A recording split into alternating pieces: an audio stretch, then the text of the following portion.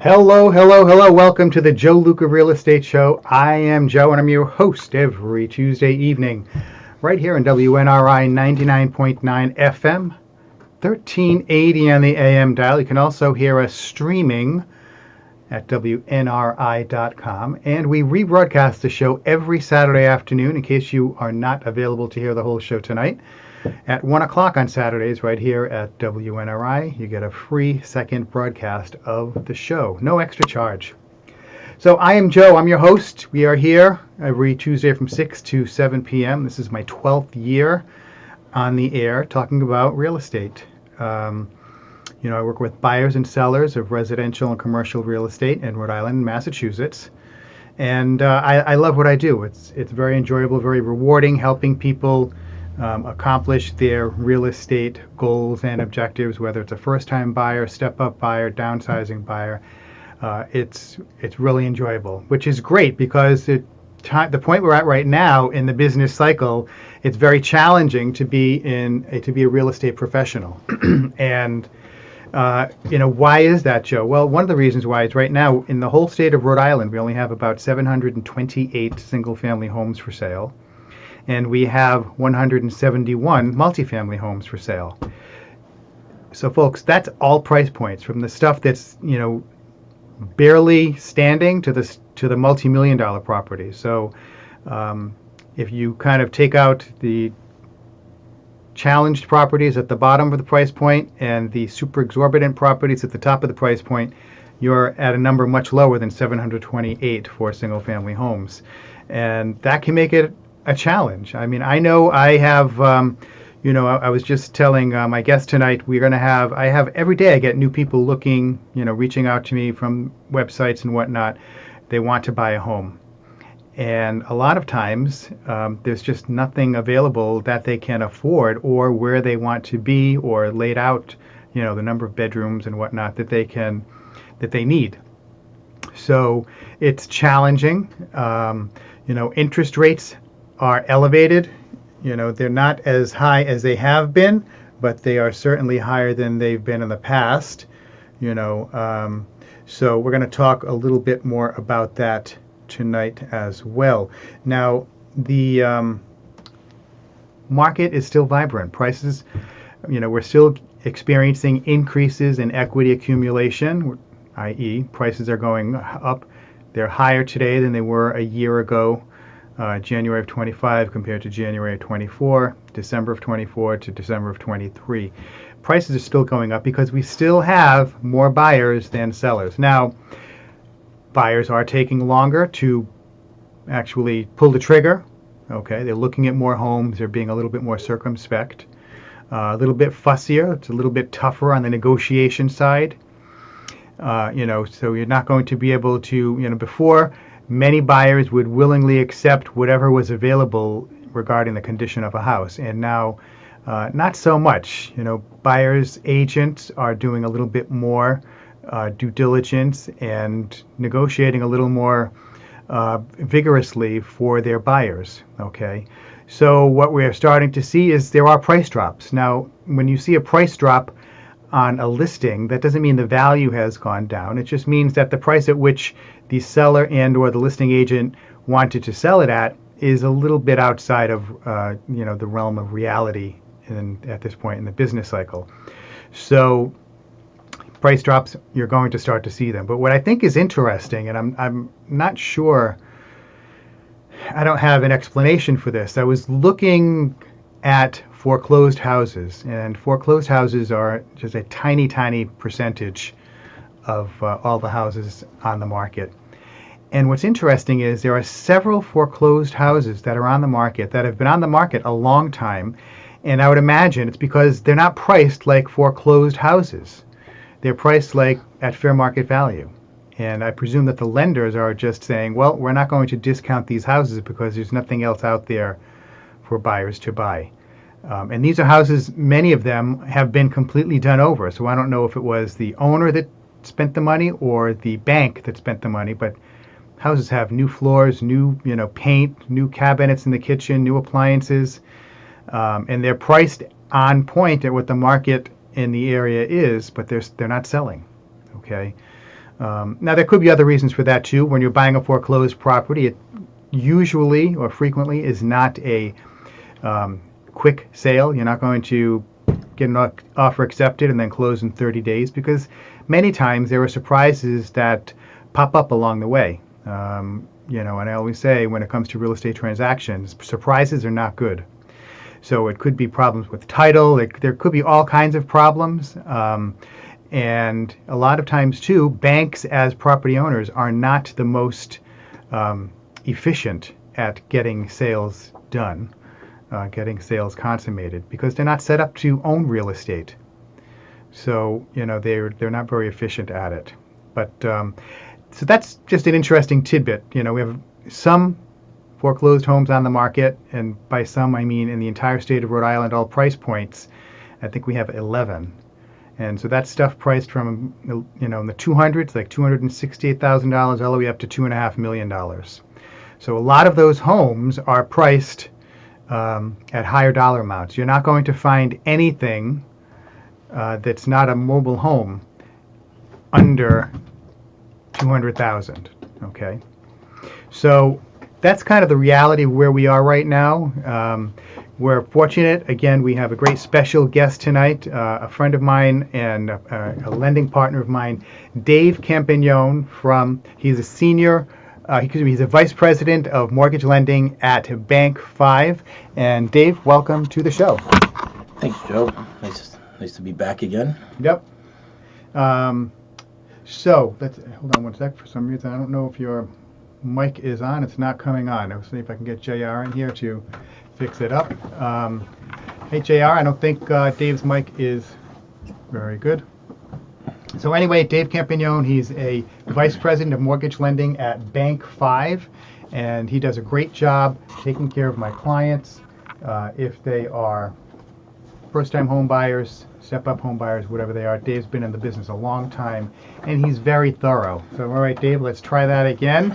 Thanks. See how we're doing. Thanks, Joe. Perfect. There we go. All right. Nice to be back on the show. Yes, thank you. And now, so tell our listeners a little bit about Bank 5. You guys have a lot of programs that aren't available to a lot of mortgage companies. Yes. So Bank 5 was started as the Fall River 5-cent savings bank. So back in the 1855, to open a savings account, you actually needed $1. Wow. They opened Fall River 5-cent savings. You could actually open a checking account with 5 cents. That's how it started. They're going to have their 170th anniversary party this summer. Yeah. Wow. So they're a nice, small, local community bank. They're run by the Federal Home Loan Bank, not FDIC. So okay. A little bit different, but what that allows them to do is they actually obtain grant money. A lot of that would be low-income housing. They have minorities. Those are predominantly the two type grants, but most of the grants that they do get are all based off of low income. So that's great because right now, I mean, real wages haven't risen in several years, but the prices of houses have and mortgage interest rates have. So it's really challenging for a lot of, that workforce, those workforce home buyers. Yes, so. It is. They run the mortgage department at the bank very much like it's a mortgage company, which makes it very efficient. Do everything from mass housing to Rhode Island housing, FHA conventional, VA, and then the nice part is being back, working at a bank. They have the portfolio piece. They have land loans, construction loans, and and it makes sense. Some type of portfolio stuff that just might be out of that Fannie Mae box, but does make sense. Right. And now, even though the bank is out of Massachusetts, your office is right here in Northern Rhode Island. Yes, I'm in Lincoln. They are looking to build a branch, but it's still in the northern part. So, but the time to build and do the build out and everything, it's going to be a little while. So I'm going to stay right in my office right on Old River Road in Lincoln. Great. Yeah, easy access off of 146 and plenty of parking. That's good. Yeah. Excellent. Nice. Folks, we're talking with Dave Campagnone, Vice President of Mortgage Lending at Bank 5. And Dave and we've worked together before with buyers, and Dave's always been a very thorough, um, you know, mortgage loan officer, lender. He does not, he's not easily defeated, and he knows how to get things done in short order, and if he's very efficient at what he does.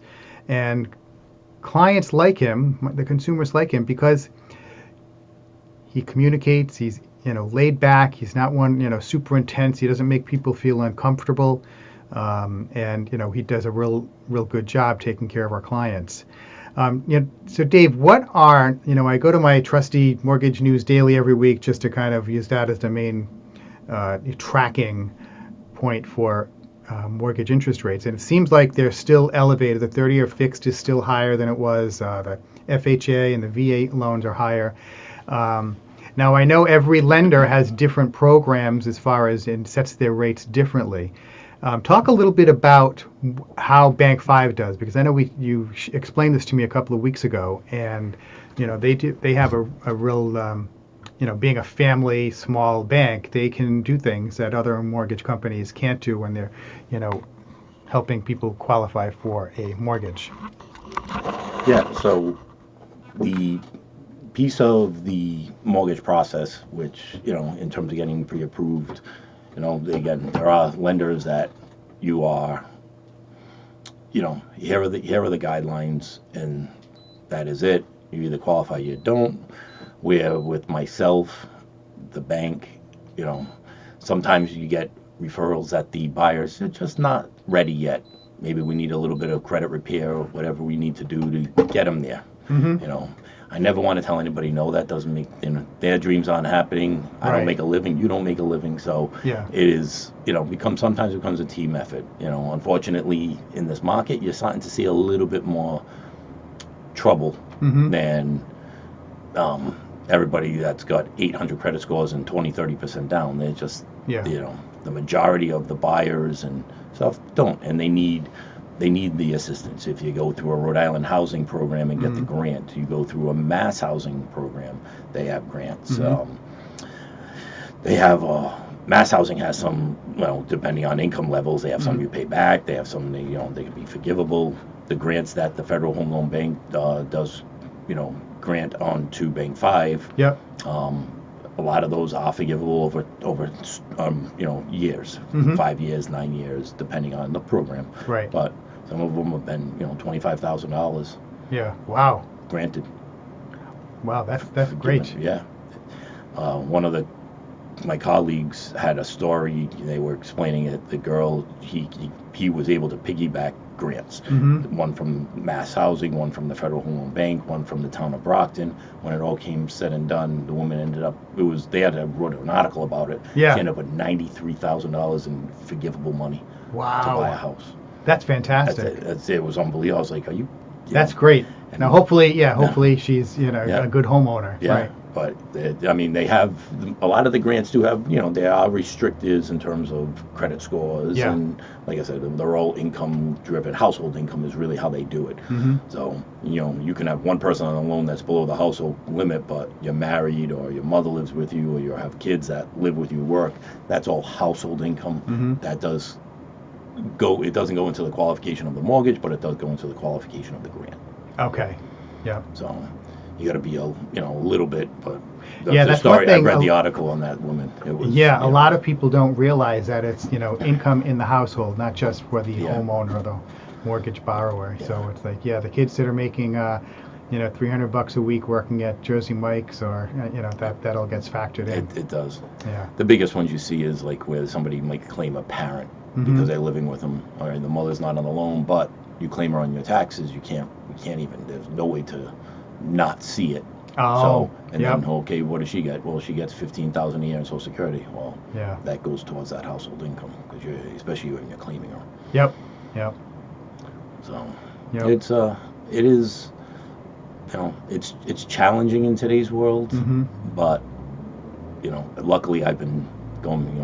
August will be 27 years. I've been working as a loan officer, so I've seen it all. I've gone through the ups and the downs, the 2008 collapse, and crazy 90s, crazy early 2000s. You learn from it, but I really enjoy working with first-time home buyers. Yeah. If I had to pick, I would do all Rhode Island and Mass housing loans just Yep. because they're excited. Yeah. It's their first house. It's a dream. That's what makes this job rewarding. Yeah. Even for yourself. Exactly. To see that. Absolutely. Yeah. Yeah. I really enjoy being at the closing table. When a first-time home buyer is like, "Yep, here are the keys."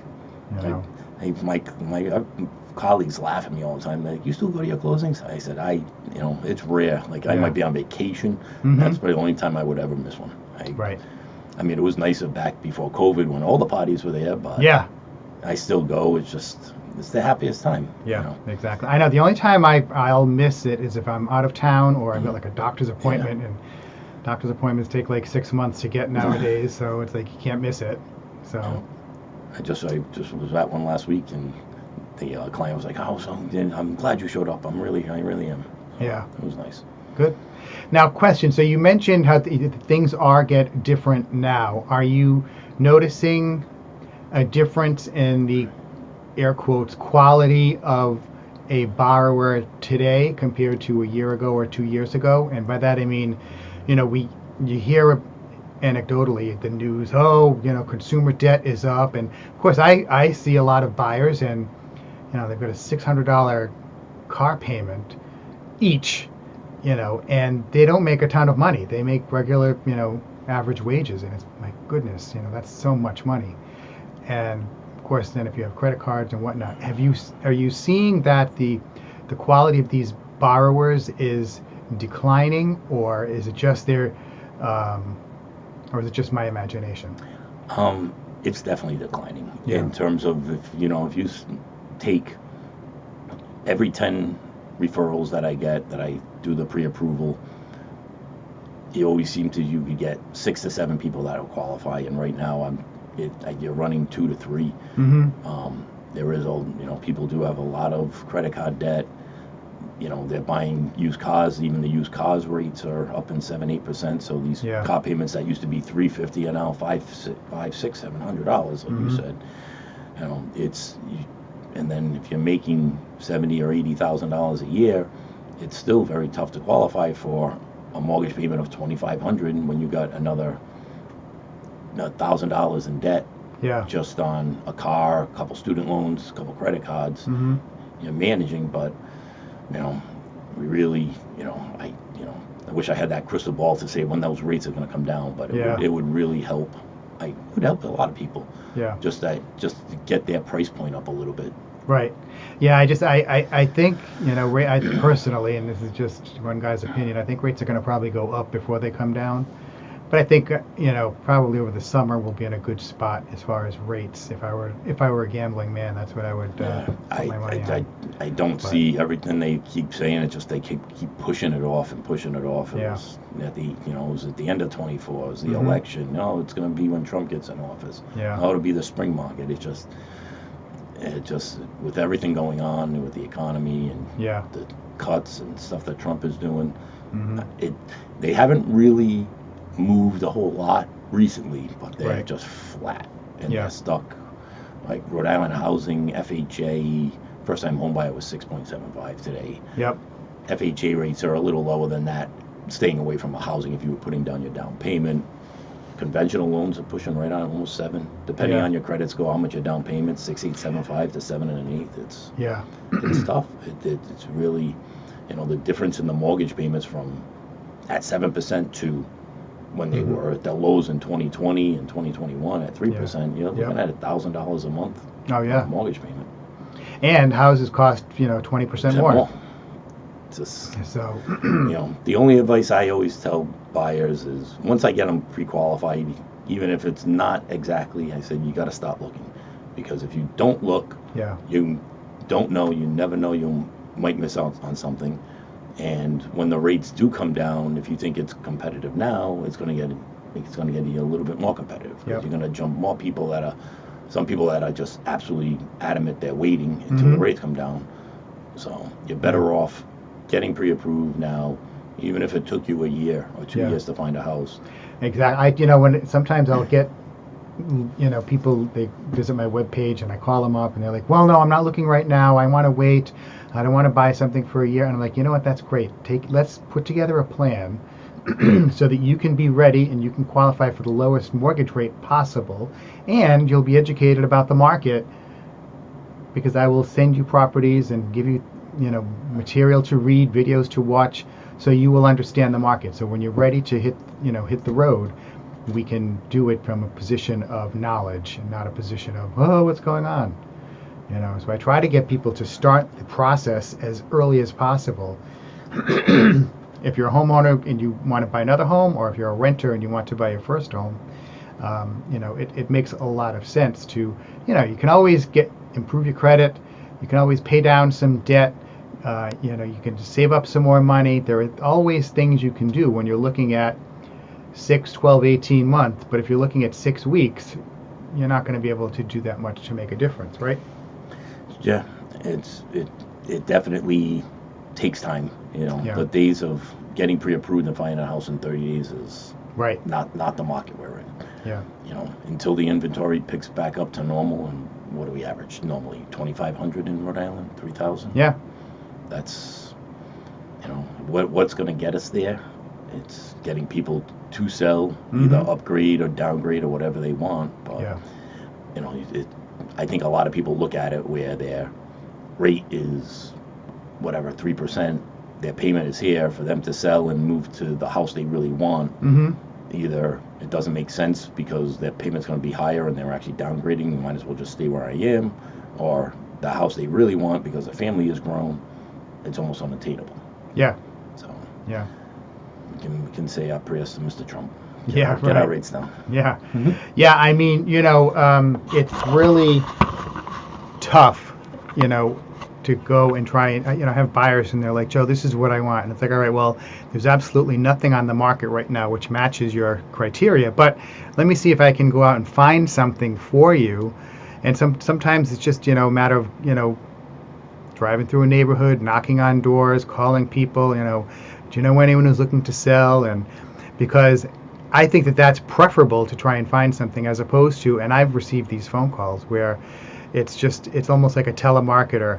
Hello, Mr. Luca, are you interested in selling your home? We have someone who will pay you cash for it. And I'm like, oh, okay, great. How much are you going to pay me? But just so you know, I'm a realtor, And if I'm getting those, I know other people are getting them too, because they just dial every phone number, because it's a number scam. If they make 1,000 phone calls, maybe they get 2 people who want to sell, and then they can buy the house, flip it, and make, tens of thousands of dollars on profit. So there are some definite challenges out there for home buyers, and for home sellers too. The reason they're not selling is because they need to find a place to go. And if someone is selling their home and they have $300,000 in equity in their home, they can't sell that home and buy another home for $300,000. So they're still going to have to get a mortgage. And the mortgage they're going to get is going to be in the 6s or low 7s, as Dave just said. So a lot of times these homeowners, these potential sellers, are just saying, you know what, I really don't need to sell. I can get up and down the stairs fine, or I can deal with the house as a little too big, or whatever the motivation would otherwise be. They're still able to live in the house and put off selling. So there's no reason for them to put their house on the market as it stands right now. Folks, you are listening to the Joe Luca Real Estate Show right here on WNRI 99.9 FM, 1380 AM, and streaming at WNRI.com. We rebroadcast the show every Saturday at 1 p.m. Shout out to our sponsors, Compass Title and Escrow. Anthony Betancourt and his team do a great job taking care of buyers and sellers of real estate. G-Mets Moving and Storage, gmetsmoving.com. Go to that website if you want to get an idea how much it would cost you to move your home, or even move furniture within your home. You can find out at gmetsmoving.com. That's G as in George, M as in Michael, E as in Edward, T as in Tom, Z as in Zebra, moving.com. And of course, Vern Rainville, public insurance adjuster. He's a public insurance adjuster, so he works for you, the property owner. He's licensed by the state of Rhode Island to work for you, not the insurance company. So if you have a claim, think you have a claim, think you may have had a claim, maybe even as far back as 18 months ago, give Vern a call because he may be able to help you get all the money that you're entitled to from your insurance policy. And that's 484-300-8495. Again, 484-300-8495. Vern Rainville, Public Insurance Adjuster. He's been in the construction business. He's been a public insurance adjuster for longer than I can remember, so he knows how to get it done. Vern Rainville, Public Insurance Adjuster. So we are here at the Joe Luca Radio Show. My phone number, 401-409-5030. If you think you want to learn about buying a home, you're thinking about possibly putting your home on the market to sell it, even if it's not for 6 months or so, give me a call or text me, 401-409-5030, and I will answer any questions that you have. No obligation, no commitment. You ask the questions, the answers are free. Again, 401-409-5030. And you can, if you forget that number, you can Google me, Joe Luca, Luca, Realtor, and you'll be able to find all of my social media as well as my phone number. We have a special guest tonight, my friend and partner, lending partner, Dave Campagnone from Bank 5. He is a vice president of mortgage lending at Bank 5, which is a community bank, and that means you get the extra special, almost like family treatment, because it's a small bank and they care about their customers.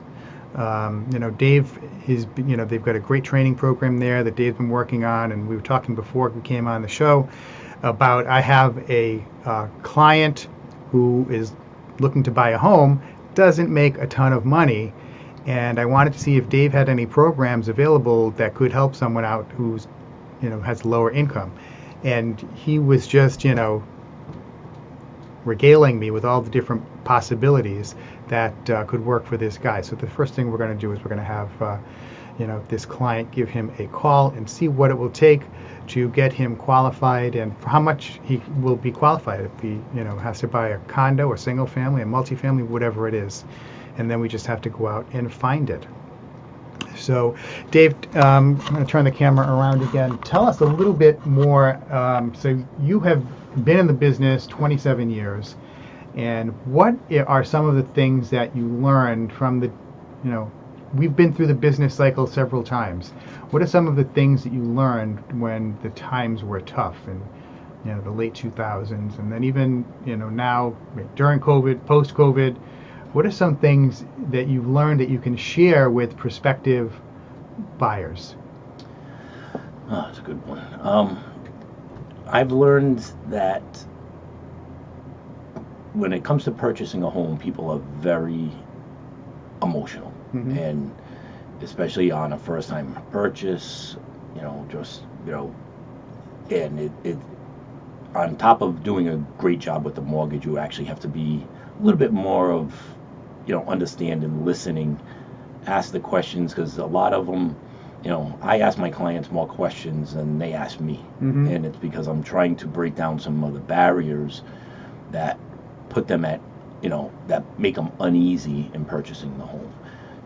There's, sometimes they pick these home inspectors that will scare them, like the house is falling down, when it's not. It's a solid built house. Maybe it's needs a little TLC or, that little bit of love, but you really need to understand what the buyer is going through. And, I try to bring myself back to when I bought my first house. Right. How did, it's the old Peanuts Lucy with the, the 5 cents is in to help them, sometimes, I don't want to say talk them off the ledge, because it's usually not that bad, but, things don't go that well or with the home, and then they try to negotiate a little bit with repairs with the seller, and the seller's willing to do a handful of them, but not all of them, and what can you choose, and just, in the grand scheme of purchasing a home, the difference in $1,000 in the purchase price, or on that right now is under $7 a thousand per month. Mm-hmm. So, you know, if you really love the house and you know you can make it into a family house for the next 10, 15 years, you're looking at, you know, for an extra 2 or 3,000 that maybe the seller is not willing to do, it's going to make a difference of maybe $20 in your payment. Yep. And if you're uneasy, I always say if $20 is making a break in you on your mortgage payment, you're probably well out of your range. Right. You know, good point. So besides that, I mean, my other thing just with the mortgage piece itself is you just got to, the guidelines have changed dramatically. Obviously, it was a free-for-all a little bit up until the mortgage collapse in 2008, and it got really, strict. They've loosened up.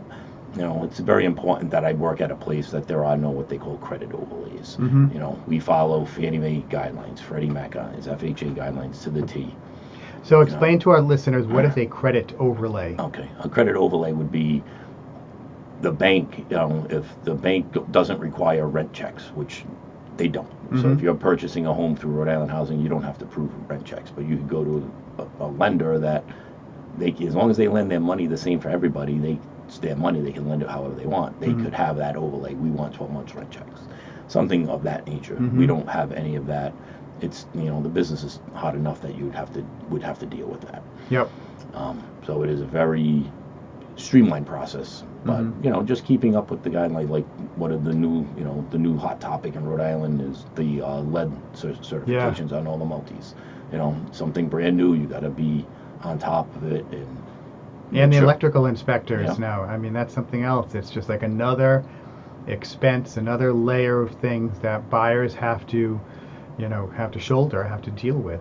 And and it's important that you're working with guys like Joe that have been doing it long enough and know how to navigate you through the transaction so it is as smooth and seamless and painless as absolutely possible. Yeah, because that's the thing. I've talked about this before. The home purchase process, home sale process is stressful in the best of situations, and that's why it's nice working with people who have experience and market knowledge, and you have to embody the 3 C's: cool, calm, and collected. Because if I'm running around like a chicken with my head cut off, my clients are going to be looking to me for relief, and they're going to see that I'm crazy. That's not going to make them feel good. It's going to can create more stress for them. One of the things that's great about Dave is, as you can tell, Dave is like, he's just even keel, steady Eddie. Look, no worries. We have a problem. This is what we have to do. We'll get it solved. Now, I'll speak for myself here. A lot of times, problems when they arise, we can get it solved, but it doesn't mean everything else is going to stay exactly the same. So, as long as the buyer and the seller still want to proceed, okay, maybe we need to extend the closing out so something can get, fixed, or something can pop up on the credit or be cleared from the credit, or something can get repaired, or something has to happen in order to make everybody ready, willing, and able to close. Oh, we have to add a little time. Okay, well, let's see if we can do that. Oh, the buyers need to be out of their house on the day of the closing, so maybe we can work something out with they move in early and pay rent until we can do the closing. There are lots of different options that can be, negotiated, can be, broached, and to make sure that everybody on both sides of the transaction is amenable to something like that. Because as a realtor, whether I'm on the buy side or the sell side, as long as my client wants to proceed with the transaction and they're not saying, no, Joe, I don't want to do this anymore, my job is to do what's necessary legally and ethically to get them to the closing table. So if it's trying to negotiate something out, lower price, closing cost credit, whatever it may be, I'm going to do that, okay? Because that's my job, that's my wheelhouse, is the real estate portion. Now, I can't really do anything when it comes to appliances, when it comes to, electricity. Joe, is there a 100 amp service in this house? I don't know. There's a 100 amp circuit breaker in the panel, but I'm not an electrician. I don't know if that means there's a 100 amp service. I just see that there's a 100 amp circuit breaker there. We'd have to get now a licensed electrician to certify that is indeed 100 amp service. The same thing, questions about plumbing, anything like that. I don't have that knowledge, but a service that I offer to all of my buyers is I buy a home warranty for my buyers. That's included with my services, and it starts from closing. So we have the closing, I buy the home warranty, and that protects, it's kind of like an extra layer of insurance or security for the buyer. So for the first year that they're in that home, if there are problems with appliances, there's a leak in the roof, something with the boiler, it can be repaired. And the program that I use, the homeowner can choose their own contractor. It's not like you have to use the contractor that the home warranty company says you have to use. If your cousin is a licensed roofer and you need to fix the roof, you can use that person, get it approved by the home warranty company, and boop, Bob's your uncle, there you go. So, what I try to do is I try to minimize the amount of stress and aggravation and frustration that my clients are experiencing from the transaction.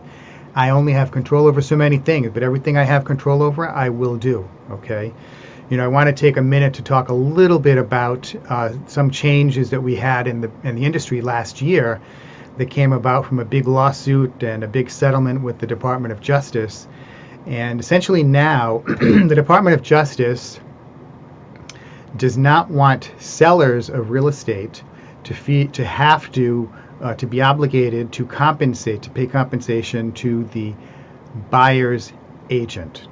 Okay, so essentially what that means now is when a buyer meets with their buyer's agent, they have to, or should, they don't have to, they should sign what's called an exclusive buyer agreement, where basically this lists out everything the buyer's agent has to do for the buyer, and then what compensation the buyer's agent wants to charge for those services.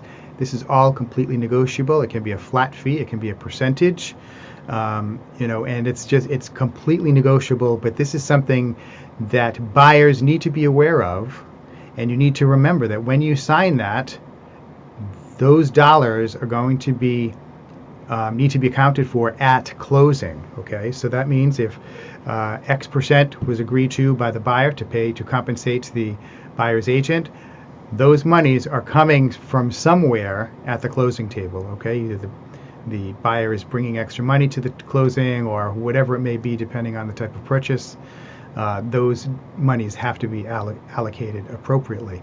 Now, this is also, it's important that this be communicated up front, not only between the buyer and the buyer's agent, but the buyer's agent needs to notify the lender, so the mortgage guy like Dave, because he or she needs to factor that in as well. Dave, could you talk a little bit about your side of that, your perspective on that? Yes. So when I receive a purchase and sales agreement, not only am I always looking at, the address and the price, down payment, all the dates, closing, mortgage contingency, now I am looking to see how each party is getting paid.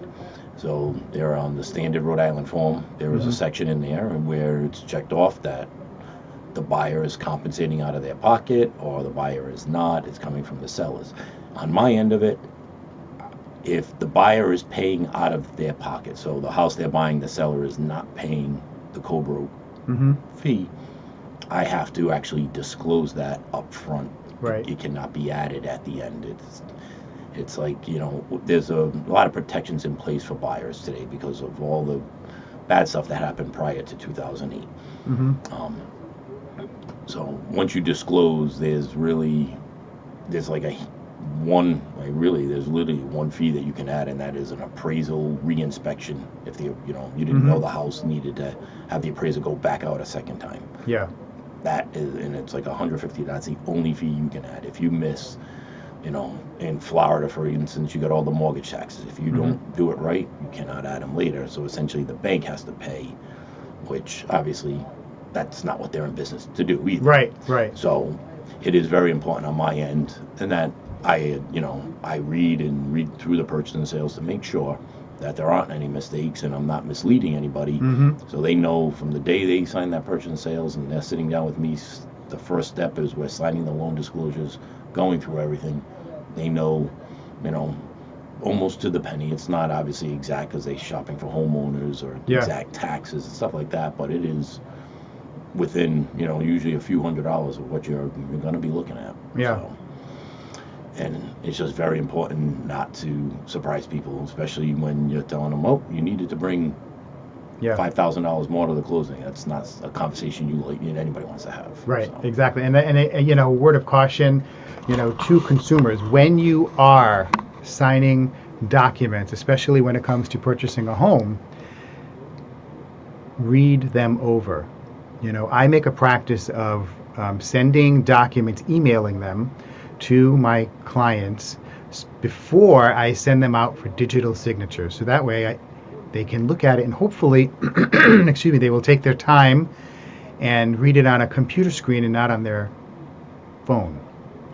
Because if I send, and I've seen this happen, where you send something for digital signatures and the consumer just pulls it up on their phone and they press the buttons on their phone, sign here, initial, sign, they never read it.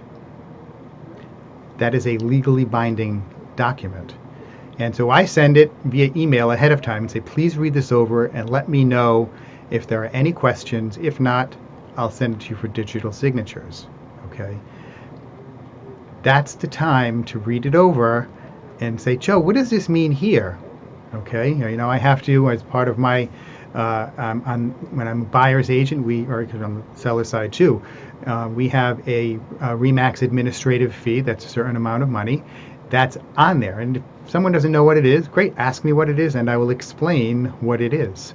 But, the time to read these over is in the beginning. The time to ask questions is in the beginning, not the day of closing, day before closing, or the day after closing, and wonder what happened. It's just, I cannot stress it enough, and I don't know what else to do, where you tell people, please read this over, let me know if there are questions. Do you have any questions? Just like I do when we're talking about houses, I tell my clients, if there's anything you're unsure of, ask me, and if you forget the answer, ask me again, because I don't want you to have any doubts or any, lingering second thoughts when you're at the closing table about the home that you're about to purchase. Okay, so these things are it's new. Okay, this is something that just came into reality this past year. The agreements have been around almost forever, but no one have really ever used them. Okay, because they didn't have to, because the way of doing business was the listing agent would sign a listing agreement with the seller, and then a portion of what the listing agent received for compensation would be paid to the buyer's agent. Well, that's not the case anymore. I mean, maybe sometimes some sellers will want to, but the Department of Justice does not want any seller to feel obligated to pay a buyer's agent's compensation. So, we have to, ask a lot of times as a buyer's agent. I'll have buyer's agents ask me, is the seller paying anything towards the buyer's agent's compensation? And I answer it yes, no, whatever it is, and then whatever the percentage is, if there is something that's being paid towards it. Now, I've had clients decide both ways. Sometimes they say, well, if I don't pay anything, is that going to impact the number of agents who show my house? And I say, well, I don't know. But if you want to avoid that possibility, put something down that they will be compensated. And then I've had other people say, nope, that we'll just put it down. I want to pay less, and let the buyer's agent and the buyer figure out how they're going to take care of that line item on for the transaction. So there are some differences here. I mean, just like probably 10 or 15 years ago, we introduced the relationship disclosure form. That's a state law.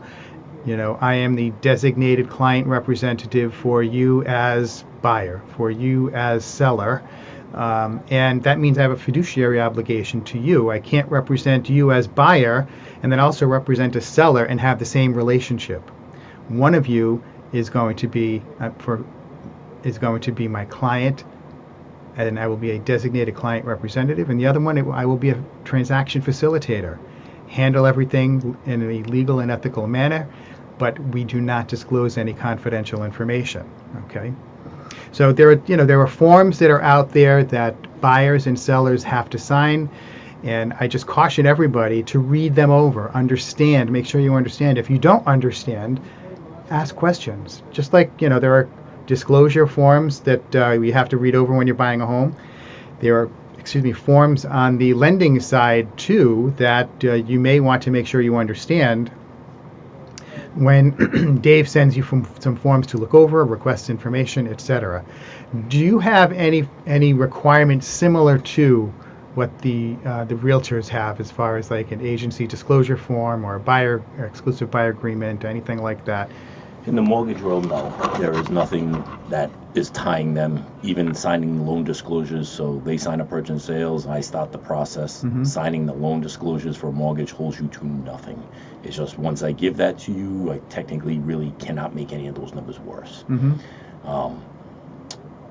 I have that same kind of mentality with them. It's very difficult for me to send loan. I can't really send the loan disclosures without turning live, so they kind of go out. COVID was a whole different beast where people really had to e-sign. Now, I offer every client, you can e-sign, or you come in my office, or you can do both. Just instead of signing your name 200 times, because there are quite a few disclosures for a mortgage, e-sign will come in, and then we'll go over it, or they can e-sign right in front of me, bring their laptop, and they can get right on and do it.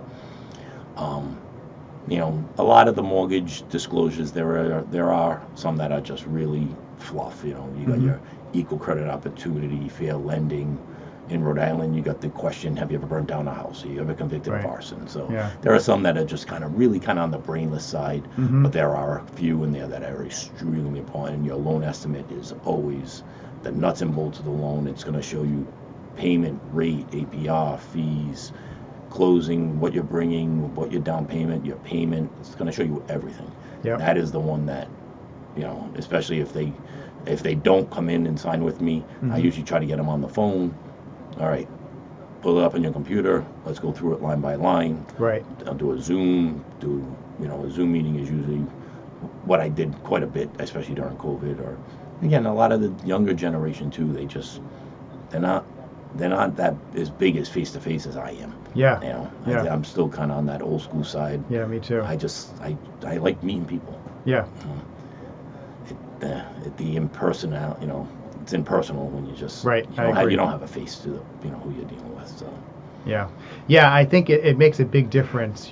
Just looking someone eyeball to eyeball, answering questions. There's a certain warmth there, communication. That's important there, and. I like doing that, and I think it's good when lenders do that too, because a lot of times that can be so callous, it can be so impersonal, and that's why I always encourage people, use local lenders. If you're using a lender who's halfway across the country, you're never going to see them. All you are to them is a file number. You're just a file number. They don't know who you are. They don't know anything about, your co-applicants or your kids or, the house, the neighborhood. Whereas if you're working with a local lender, someone who contributes to society, they pay for, they sponsor sports teams, they donate money to local charities, keeping the money local. Whereas if you're working with someone from St. Louis or Lansing, Michigan, that money's not going to come back here. And you're not going to get as good a service from the service provider, from the mortgage lender. And another thing is, I like it as a realtor because if I'm not getting communication back from the lender, I can go knock on their office door if they're local. I'm not going to drive to Lansing, Michigan to go knock on someone's door. I will blow up their phone and email and everything, but sometimes it just doesn't do anything. Okay. So I try to really encourage my clients, my buyers, to use local lenders. Okay, and even sometimes sellers. I'm starting to notice that sellers are getting wise to the variance and quality of pre-approvals, and sometimes some sellers are like, can we limit who is going to, who buyers are going to use for the mortgages, because they don't want it to be some fly-by-night company or some company that only does pre-qualifications and not a thorough pre-approval. Okay, Dave, talk a little bit about the difference between a pre-qualification and a pre-approval in the last couple of minutes we have.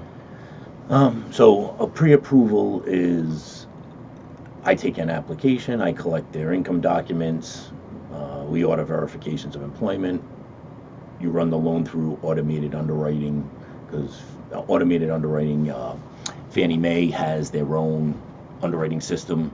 That's what we follow. Whatever that spits out, yes, here is the conditions. It tells you exactly what you need to get. Freddie Mac has it, FHA, Rhode Island Housing. As a lender, there are some, loan officers that maybe don't know really what they're doing, but from that I can offer issue a pre-approval letter. Mm-hmm. If you really want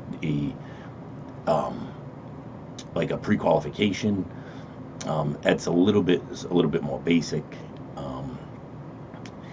You can also have your loan underwritten with a TBD address, and actually come out with an approval letter. Mm-hmm.